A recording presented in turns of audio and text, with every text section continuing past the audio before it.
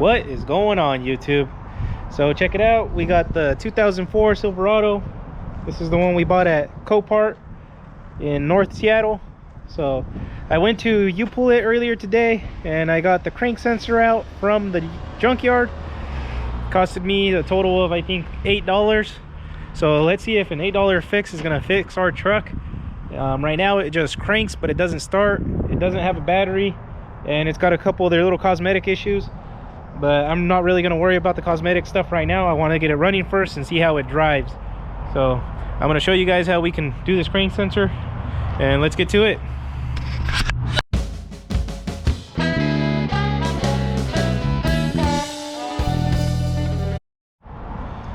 Alright, so if you guys don't know, the crank sensors on these trucks are actually behind the starter. So we have to lift up the truck here, and you can see it here.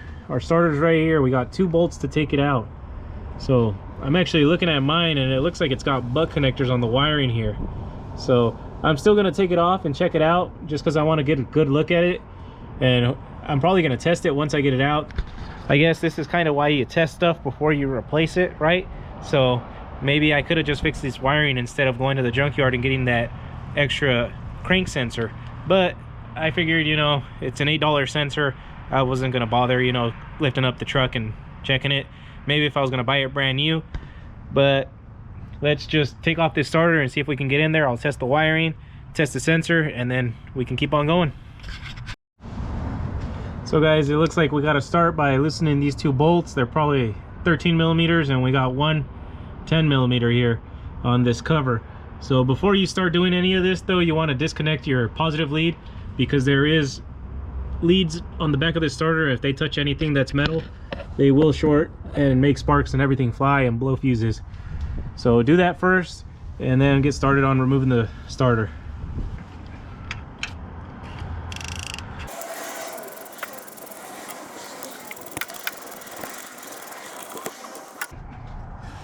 Alright, so once you got the bolts out, you got to push this thing pretty far back. This thing is kind of a real pain to get out of here, so sometimes you got to wiggle it, jiggle it, pry on it, do whatever you need to do to get it out of there. I'm going to actually take off this extra little bolt on this cover here so we can get it out easier.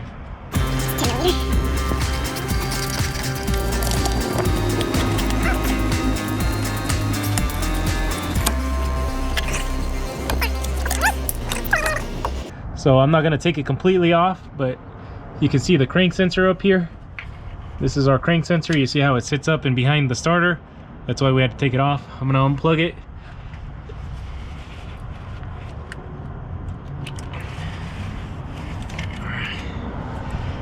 So I can see a lot of our wiring here is actually really toasted here on the connector, and this piece here is really hard. So I don't know if it got too hot. Oh, there's our problem there, guys. You see that?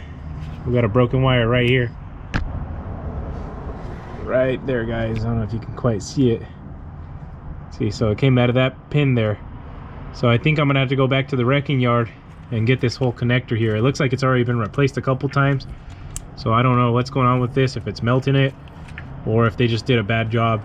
So I think we're off to U-Pull it, go get another connector, and we can fix it.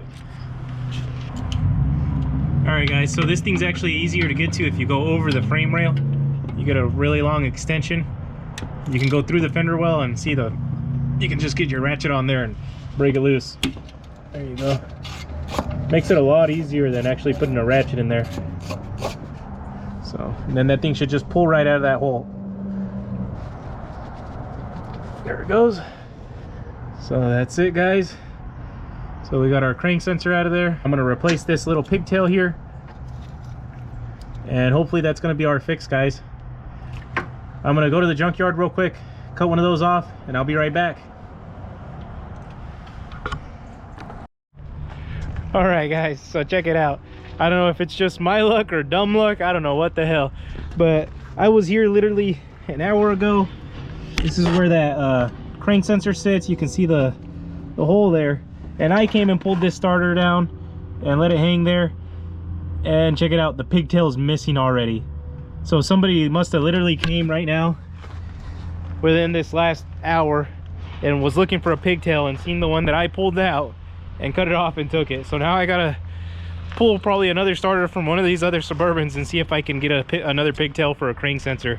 So I'm gonna look around a little bit. I guess I have to figure something else out. Woohoo! Score, guys. Check it out.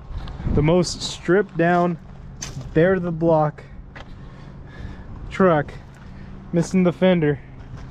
Already has the starter taken out of it, but there's our plug. That's what we need, guys.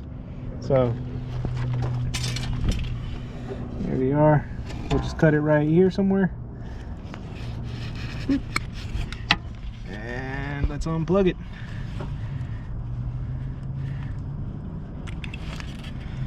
That's it, guys. She looks pretty good.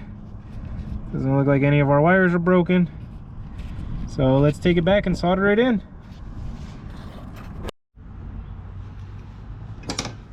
Alright guys, so we got green, yellow, and blue here. And we got the same colors on the truck. So what I'm going to do is I'm just going to splice them in with some butt connectors. And that'll be it.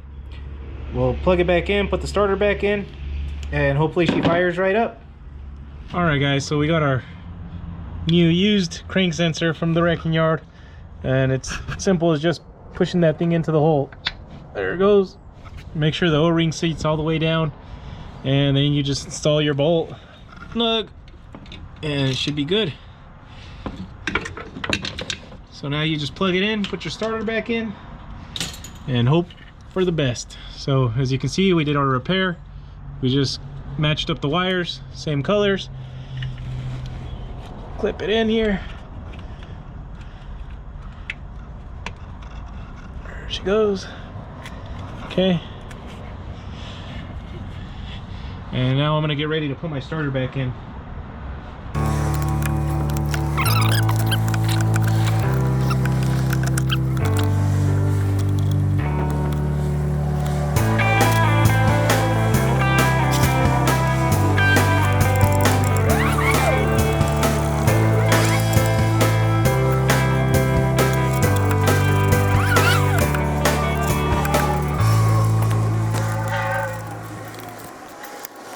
Alright guys, so we got the starter back in there, we got the crank position sensor in there, we fixed the pigtail, and she doesn't have a battery, so I put my jump box in here.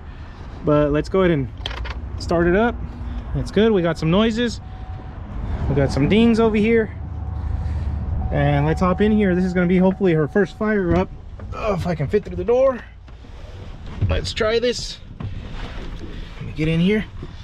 Alright, put it in park. All right, let's try it, guys.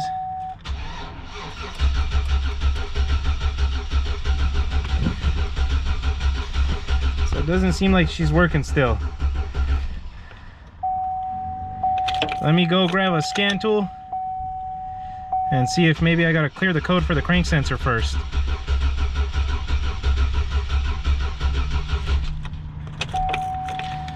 All right.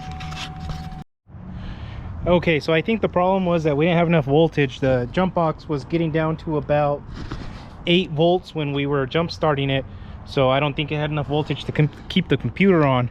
So I went ahead and pulled the battery out of the Yukon just to test this out right now, and let's see if she's gonna fire up, guys. Let's give it another shot. All right, so we got lights, keys. Try it again, guys.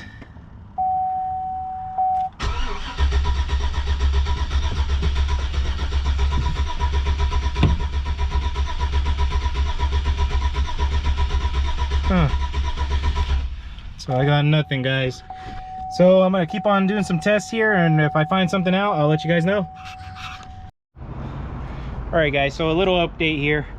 I did a couple tests. First one was I probed the fuel pump relay and disconnected the fuel line, and it has plenty of fuel pressure, so it was gushing out of there. I mean, I don't think it was a flow problem or a fuel problem, because it had fuel even when I poked the tester nozzle.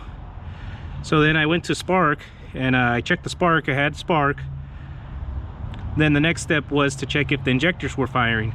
So I went and I back probed this injector here, and I unplugged it just to see if it was going to start, you know, giving me a ground signal. It has power on one side, and I wanted to see if the computer was making it fire with the ground side.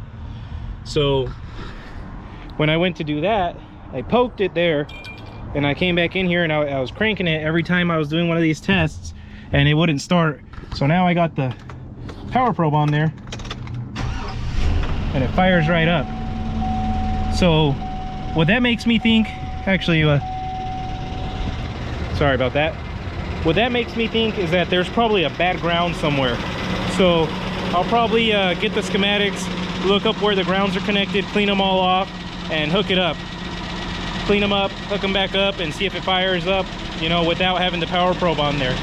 Or maybe I just need to hook it back up and see if it's going to start without the power probe.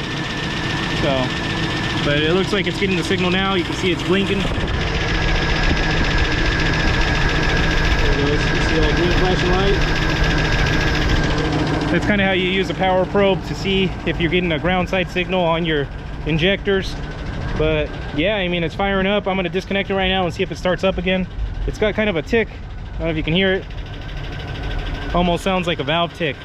So maybe it just needs to be ran a little bit because it's been sitting for a long time. But I'm going to keep on looking at it, and like I said, if I get any other updates, I'll give you guys a chat. So we're here at the U-Pull-It. I'm on a mission right now. I'm trying to find the cluster for one of these Chevy trucks, but as you can see, they got all those rows and they got this little section here in the middle. I went up and down every single one of them and could not find a cluster in any of these trucks. So I'm gonna have to hit up the next junkyard. We got, I think, 4 local junkyards. The other ones are not as big as this one, but we're gonna keep on going, see if we can find something with a decent amount of miles. I really don't care as long as the cluster works.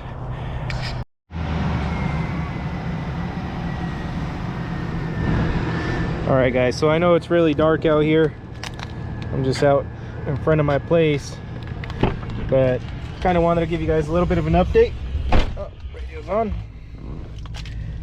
So as you guys can see, we got a new cluster in the thing.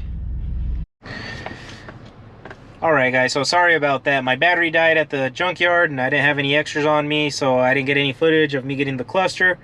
But what ended up happening was I went to another local junkyard. They pull the parts for you, and they had one in stock for $75. So it's a little bit higher mileage, which I really don't care, because I'm gonna have to tell the people that buy this truck anyways that that's not the correct mileage. It's just a cluster, so it would work. So here we got the old cluster. I pulled it out. This one was not reading anything here, and none of the gauges were working at all. So it would do the turn signals and the check engine light, but other than that, it had no other functions. So I reinstalled the new one. If you guys haven't seen how to install these things, I have a good video on it. You can watch it. It was on the last Chevy I bought. But as you can see there, it's 221,492. So like I said, I really don't care about the mileage, because I'm going to tell the people that it's not correct anyways. But this seems like it's all working out pretty good. The last thing I had to buy is the battery. That's another $50, and then she's going to probably be ready for sale. I could just detail it real quick and put it on the lot. So remember, if you like what I'm doing, please like and subscribe. It really helps my channel. It motivates me to go get more cars and show you guys what I'm doing. And remember, stay up, hustle hard.